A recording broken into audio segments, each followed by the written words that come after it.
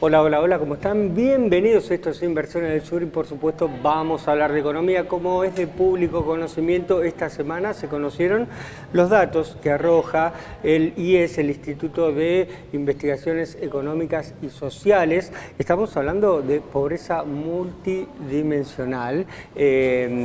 Recuerdo que hace algunos años atrás este trabajo se llevó adelante. En realidad, la primera vez que se llevó adelante es en 2021, en 2022 estuvimos reflejando los datos, fueron muy preocupantes.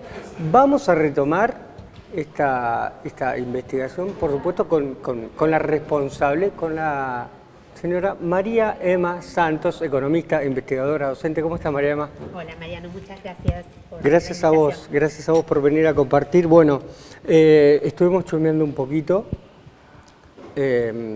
como acabo de presentarlo, este estudio, y como hablábamos recién, este estudio que empieza en 2021, se conocen los datos en 2022, la verdad que yo recuerdo que fue como un cachetazo para todos los bahienses.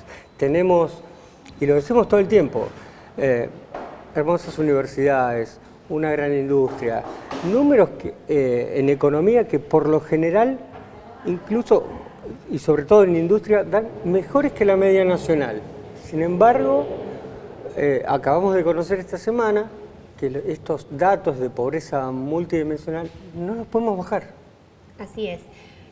Bueno, lo bueno es poder realizar estos estudios. Sí. El que señalabas del 21 fue, digamos, abrió las puertas por primera vez a tener una encuesta recolectada en Bahía por bahienses.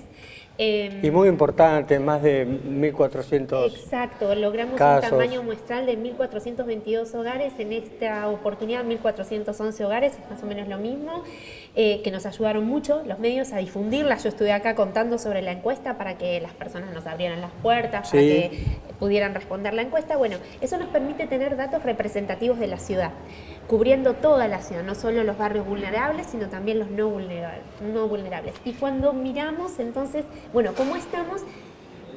La situación sigue siendo complicada. 1 de cada 4 bahienses, que son más de 84.000 bahienses, están en hogares con varias carencias al mismo tiempo. Esa Es la un número pobreza enorme sabiendo que multidimensional. somos tan pocos en Bahía, porque decir somos 300, 350.000, Sí. bueno, somos poquitos y es un número enorme. Sí, es un número grande, pero no tiene tampoco por eso que paralizarnos. No, claro. Porque justamente lo que se intenta dar en el informe es algunas pistas de por dónde empezar y en dónde poner el foco. Porque tenemos estos 84.000 bahienses en hogares con varias carencias al mismo tiempo. De esos, 20.000 están en hogares con muchas carencias al mismo tiempo. Eso le llamamos pobreza severa, ¿no? Entonces, si querés, podríamos focalizarnos en esos 20.000, pero también siempre el acento lo ponemos en los menores de edad. Claro. Y ahí lo que encontramos es que 23.000 chicos están en hogares en pobreza multidimensional intensa severa. De esos, 8.000 están en pobreza severa. Entonces, si tengo que decir por dónde empezar, empezaría por esos 8.000. Y si querés, dentro de esos 8.000 todavía hay subnúcleos más duros. Entonces, esto es lo que nos permiten los informes, una especie de radiografía, tomografía, como quieras poner la analogía, de poder ver, dónde se presentan muchas carencias al mismo tiempo. ¿Y de qué tipo? Entonces te las puedo contar. ¿Cuáles son esas carencias? Claro. Déjame preguntarte antes, luego de la pandemia, o mejor dicho, en pandemia, muchos chicos abandonaron la escolaridad. Se dijo mucho y se supo después que muchos no volvieron. ¿Cómo está ese tema? ¿Pudieron recabar esa información? Sí, esa es una buena noticia en realidad, porque es uno de los indicadores que mostró reducción. Hoy por hoy diría que virtualmente todos los chicos de Bahía en edad escolar van a la escuela. Solo encontramos un 0,5%, son unos 300, poco más de 300 chicos, por supuesto, 300 chicos son 300 chicos y hay que llegar a ellos. Pero lo que quiero decir es que es menos de lo que encontrábamos en diciembre del 21 y eso es una buena noticia.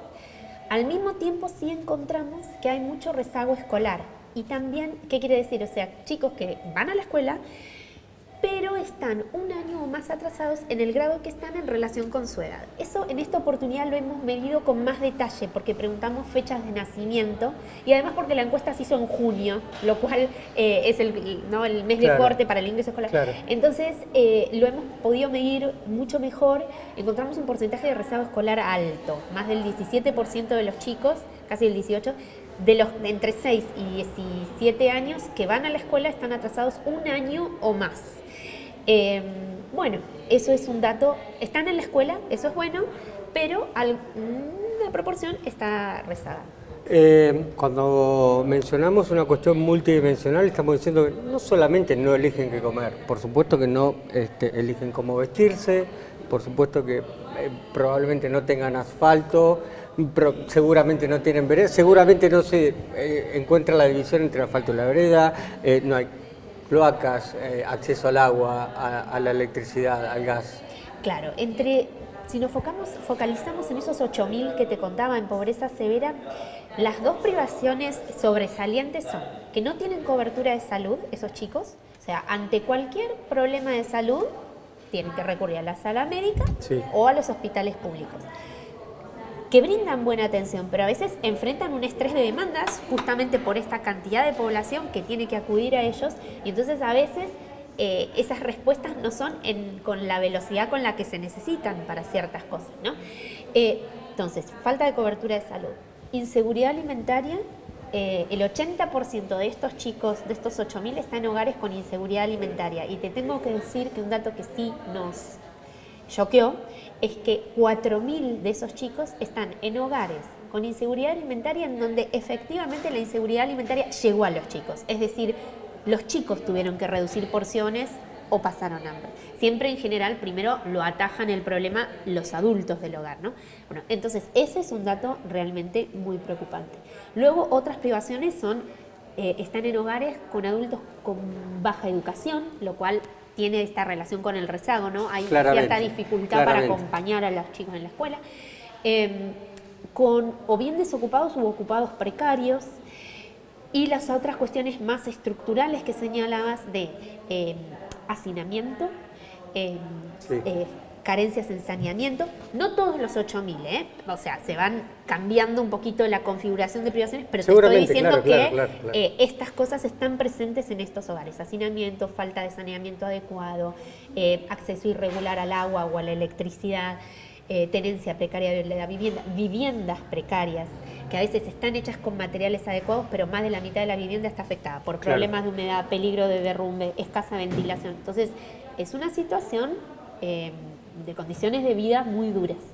Muy duras seguramente. A la hora de recabar estos datos, seguramente, justamente recabándolos, debe ser una cuestión muy dura empezar a enterarse de todo lo que está pasando en Bahía Blanca, que somos todos vecinos, somos una localidad pequeña, y a la vez hay muchas diferencias con otros sectores de la ciudad. Yo quiero volver a lo mismo. Tenemos, y lo mencionamos mucho también en este programa, una gran industria. Bueno, vuelvo a como empecé la entrevista, ¿no? Una muy buena industria, un buen polo petroquímico, mucha empresa de servicios. Tenemos cientos de empresas en Bahía Blanca, sin embargo hay unos contrastes muy fuertes. Sí, hay contrastes fuertes, hay segregación espacial fuerte, visible, y también esto se refleja en los datos. Nosotros encontramos que en los barrios vulnerables la tasa de pobreza multidimensional es del 43%. Es el doble que la tasa de pobreza en los barrios no vulnerables. Entonces, y también la intensidad, es decir, esta cantidad de privaciones que se ven en los barrios vulnerables es mucho mayor que en los no vulnerables. Entonces esto nos cuenta algo que resaltábamos allá en el 22 en relación a la encuesta del 21, que tenemos, por un lado, bueno, esta segregación espacial. Son dos datos. Claramente en los barrios vulnerables hay mucha más pobreza, más cantidad de personas pobres y más intensidad. Pero también tenemos pobreza fuera de esos barrios. Eso también lo tenemos que saber porque es un dato adicional para la política pública. Digamos, no es que se circunscribe solo a este o aquel barrio. Ustedes a la hora de redactar el informe, y como economistas también, ¿pueden dar algún indicio de por dónde ir como para atacar? Bueno, claro. con mucha humildad, pero naturalmente en el informe están plasmados y tenemos muy buen diálogo con la Secretaría de Políticas Sociales respecto de dónde a nosotros nos parece que habría que focalizar la política y de qué manera, ¿no? Y realmente estoy convencida que la focalización tiene que ir por los menores de edad, Claro. por dos Claro. motivos. Primero, por una cuestión ética, y es que dependen de otros. Esto es transversal a todo el país, ¿no es cierto? Porque Sí. estamos hablando de una pobreza muy severa en menores Sí. en todo el país. Sí. Te diría que igual en el mundo, en general, la pobreza afecta más a los niños que a los adultos en términos de incidencia. Entonces, poner el acento en los menores de edad, en primer lugar, y también de manera intersectorial. Es decir, evitar esta cosa de hago esta intervención o hago esta Claro. otra intervención o doy una transferencia monetaria. Porque cuando la pobreza es tan estructural y son tantas las privaciones simultáneas, una transferencia monetaria no va a resolver mucho. Claramente no.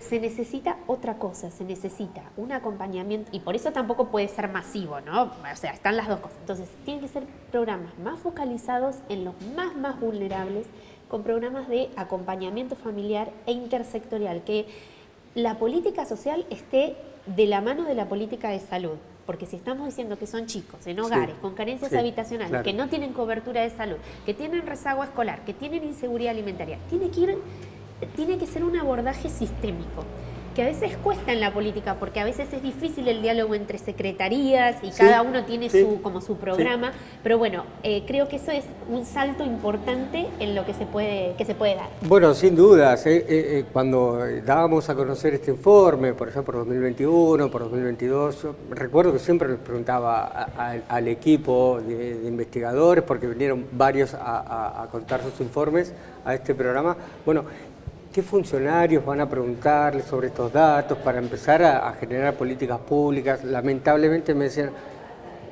ninguno, nadie.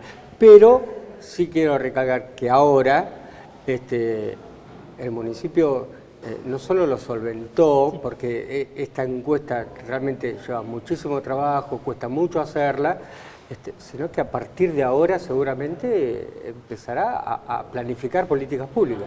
Sí, es la idea. Esperamos que así sea. Realmente, como dijiste, esta encuesta fue financiada por el municipio, había interés en que se hiciera y en que se produjera este informe. Sí, nos alegra mucho que haya tomado la posta, digamos. Eso es bueno. Y como te decía, estamos en diálogo permanente con la Secretaría de Políticas Sociales. Así que, bueno, estamos contentos por eso, con este diálogo, con este intercambio de ideas, y esperamos que redunde de verdad en mejorar la situación de los más vulnerables en Bahía Blanca. Gracias por venir a compartir. Gracias.